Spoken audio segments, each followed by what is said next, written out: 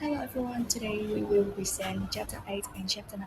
Chapter 8 focuses on products, services, and brands, which explaining how companies design and manage products and services, build strong brands, create customer value through effective product strategy, and branding decision.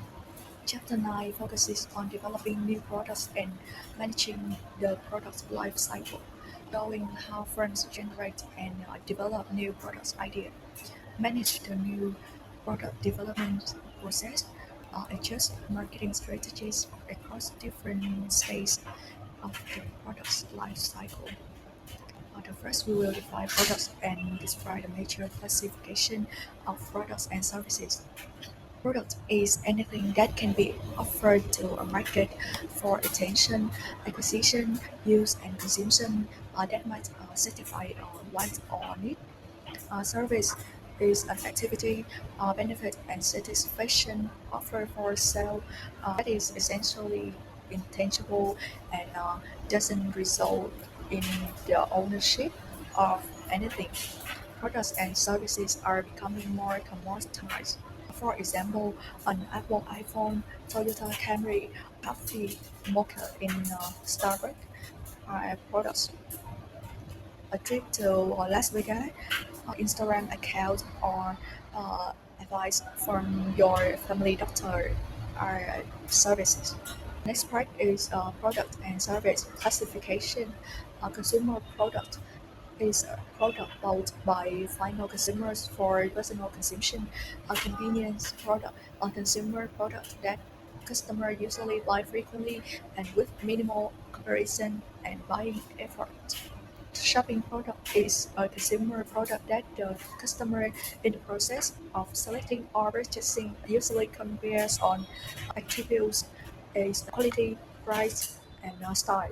Specialty product is consumer product with unique characteristic or brand identification for which a significant group of buyers is willing to make a special purchase effort. Unsold product is consumer product that the consumer either does not know about or knows about but does not normally consider buying. Industrial product is a product bought by individuals and organizations for further processing or for use in conducting business. Distinction between a consumer product and an industrial product is based on the purpose for which the product is purchased. Organizations, persons, places, and ideas include organization marketing, person marketing, place marketing, and social marketing.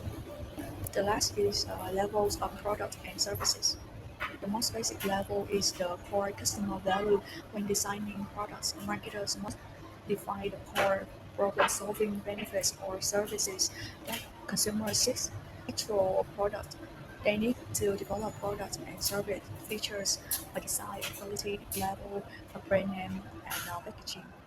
An augmented product, offering additional consumer services and benefits. Okay, my name is Jen, and next one I will introduce you the consumer product. So you need to understand the definition of consumer product. Consumer product are the products and services achieved by final consumer for personal consumption. These products are designed to satisfy individual needs and are marketed based on consumer buying behavior, level of involvement, and purchasing frequently. Understanding consumer product classification helps market design a product strategy linked to pricing, promotion, and the distribution. Next one, we have four types of consumer goods. Firstly, the convenient products, shopping product, specialty product, and this not required or also known as the insult. The convenient product are items that consumed by quickly and with little effort. Examples include bottled water, snacks, and basic personal care products such as Dove body lotion. From my observation, when consumers buying Dove lotion, they rarely compare to its extensively with other brands, as that's familiar and availability play a key role. This helps me understand why companies selling convenient products focus on convenience on wide distribution and brand visibility rather than detailed product explanation. Next one is the shopping product. Shopping product require more consumer involvement and comparison before purchase. Examples include the smartphone, clothing, and furniture. For instance, when purchasing a smartphone, consumers often compare price, feature, and brand reputation before making a decision. Examples show why marketing shopping product emphasis product differentiation, advertising, and selecting distribution to support consumer buying decision making process. This one is specialty product. Specialty product have a unique characteristics or strong brand identities that create high brand loyalty. For example, include exclusive person brand or premium smartphones such as the iPhone. Consumers chasing specialty products are often willing to spend more time and effort to obtain their brand they desire.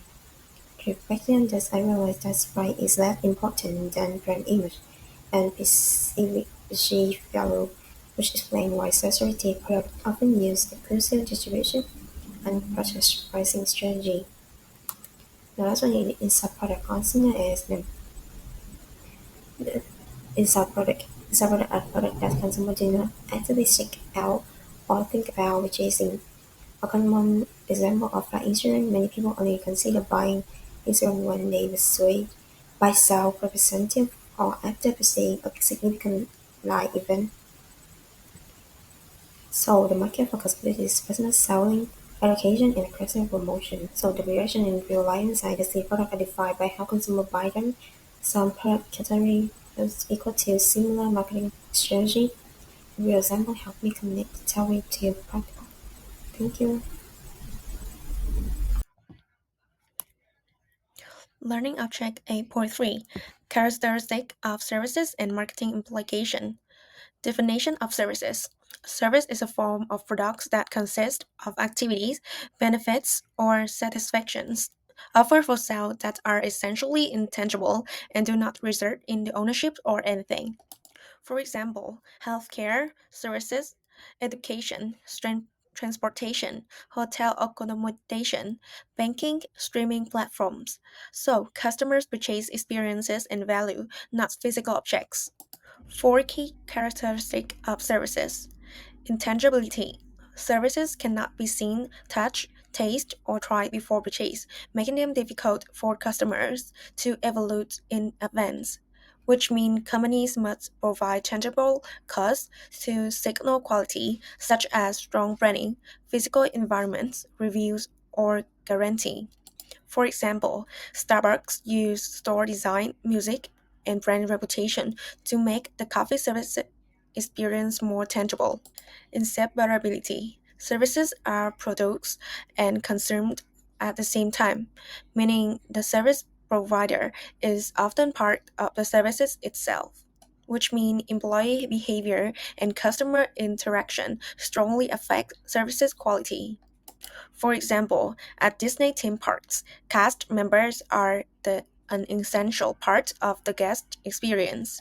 Variability, service quality that can vary depending on who provides the service, when, where, and how is it delivered, which means firms must invest in employee training, standard procedure, and quality control systems to ensure consistency.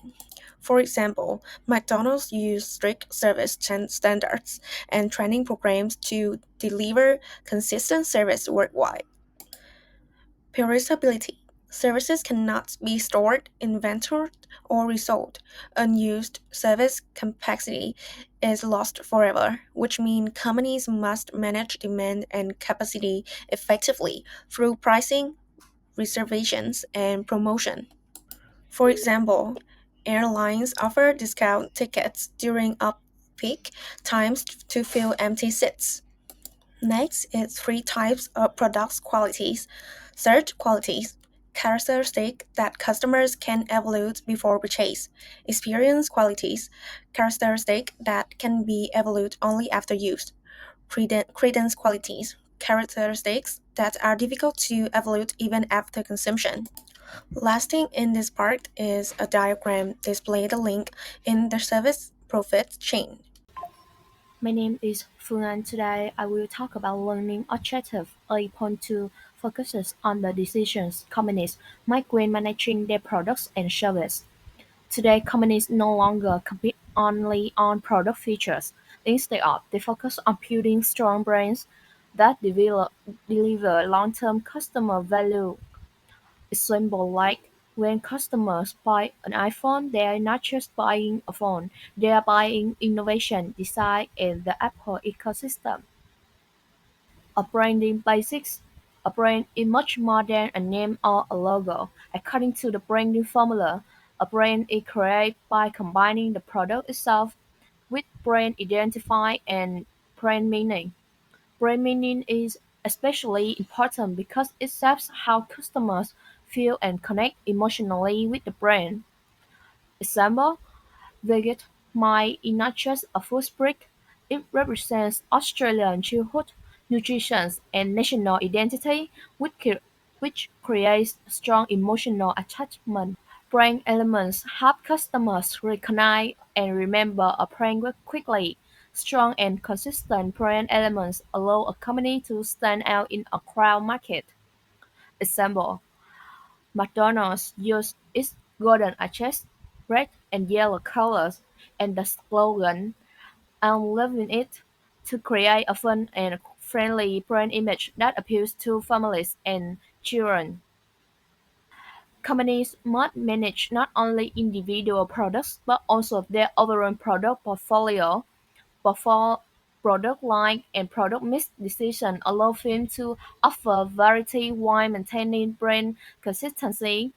Example: Coca offers multiple product lines such as Coca-Cola, Sprite, and Fanta. Each line includes different versions like zero sugar or smaller package to target different consumer segments while keeping a consistent brand image. In summary, learning objective 8.2 shows that effective product management goes hand in hand with strong branding. Branding creates the differentiation, increases perceived values, and builds long-term customer relationships. Now I'm going to talk about learning objective 9.1 and 9.2 of the chapter 9, developing new products and managing the product life cycle.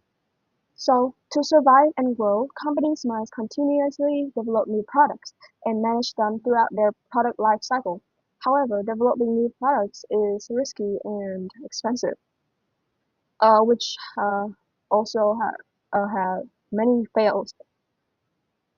For example, Apple regularly launches new iPhone models to replace older ones as sales decline. And let's get into the learning objective 9.1 about the new product development strategy. So it refers to creating products through completely new products, product improvements, product modifications, and new brands. For example, the Coca-Cola Zero is a modified version of the original Coca-Cola. And the iPhone SE is a lower price variation of the iPhone. So why do many products fail?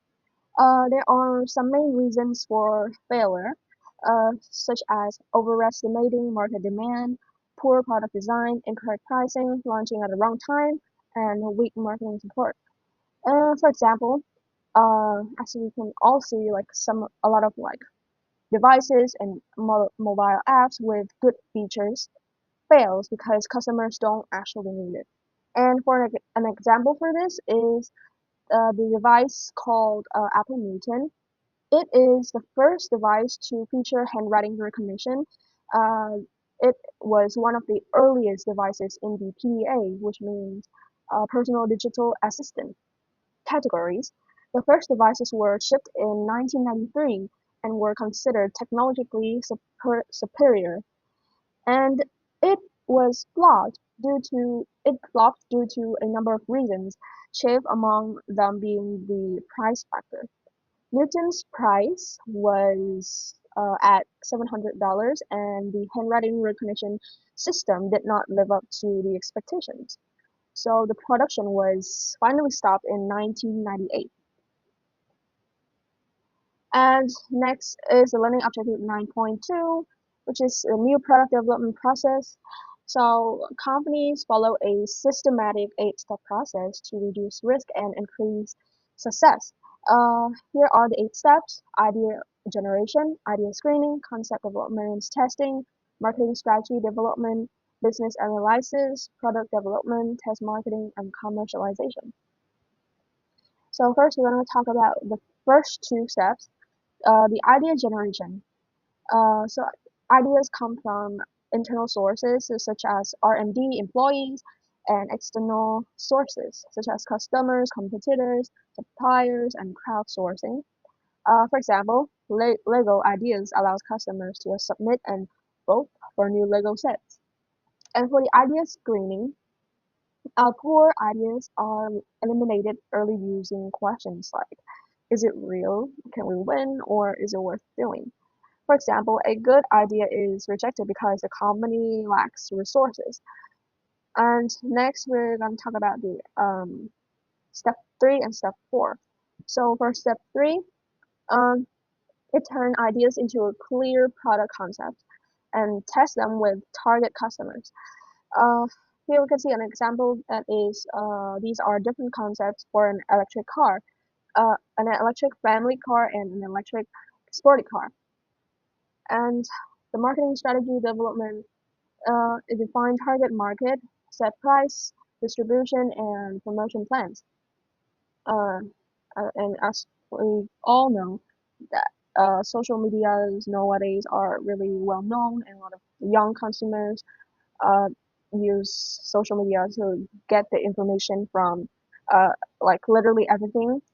So are these things like electric cars marketed to young consumers through social media. And the last 4 steps. First is the business analysis.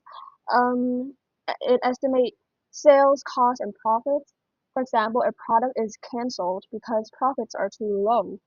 The product development build prototypes and test performance. For example, beta versions of mobile apps. The test marketing launch in a small market first. Uh, Here's an example. Starbucks tests new drinks in selected stores. And the last one is commercialization, which is a full market launch. For example, Apple launches iPhones globally at the same time. And the next thing is the managing new product development. So there are 3 things here: customer-centered approach, team-based approach, systematic approach. So the customer-centered approach focuses on solving real customer problems.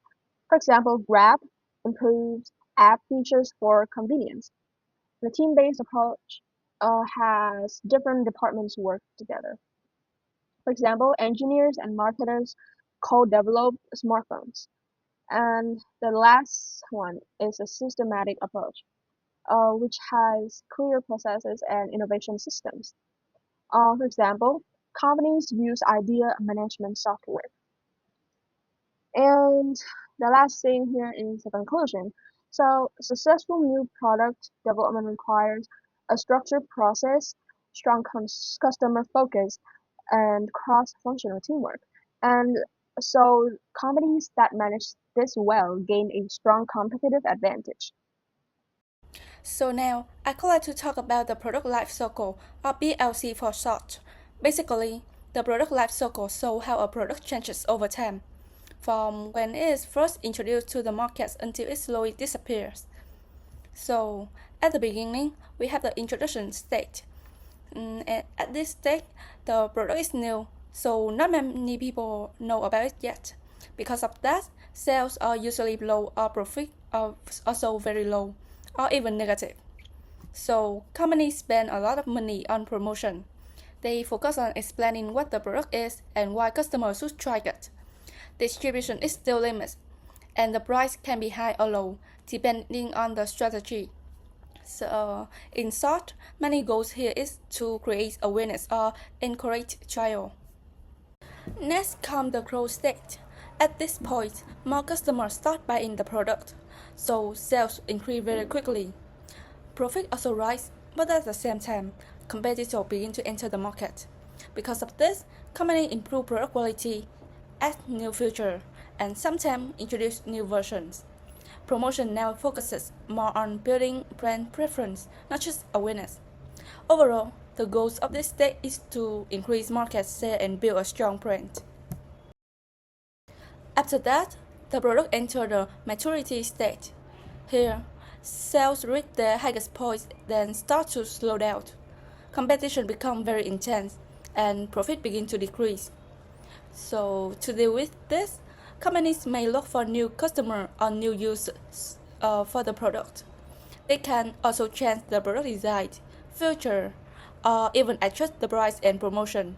So, in this stage, the main objective is to defend market share and maximize profit. Finally, we had the decline stage. Sales fall because of new technologies or changing customer preferences. At this point, company may reduce costs, focus only on profitable customers, or even stop selling the product. The key goal here is to minimize losses and decide whether to exit the market. So now I'd like to move on to two additional product issues. These are socially responsible product decisions and international product and service marketing. And first, let's talk about socially responsible product decisions. This means companies should think not only about profit, but also about the impact of their products on consumer, society, and the environment.